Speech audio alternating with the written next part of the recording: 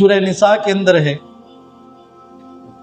انما التوبۃ علی اللہ للذین یعملون السوء بجہالۃ۔ بات یاد رکھیں، جاہل کو پہچاننا قرآن کی روشنی میں بڑا آسان۔ ہم دوسروں کی طرف نہیں دیکھیں، اپنے بارے میں سوچ۔ جس کی گناہ جس قدر وہ جاہل زیادہ ہے، جس کی گناہ جس قدر کم ہے اسی قدر وہ اہل علم، کیونکہ اللہ تبارک و تعالی نے فرمایا انما یخشی اللہ من عبادہ العلماء، اللہ کے بندوں میں سے علماء اللہ سے ڈرنے والے ہیں۔ آپ جانتے ہوئے کہ یہ گناہ ہے، اللہ کے خوف کی وجہ سے اس سے دور رہتے ہیں، مطلب یہ آپ کے اندر جہالت نہیں ہے۔ جہالت کسے کہتے ہیں؟ آپ کو انجام کا پتہ نہیں، آپ کو یہ پتہ نہیں ہے کہ یہ کام میں کروں گا تو میں پکڑ میں آ جاؤں گا، کہ پکڑا جائے گا، تو جاہل ہو۔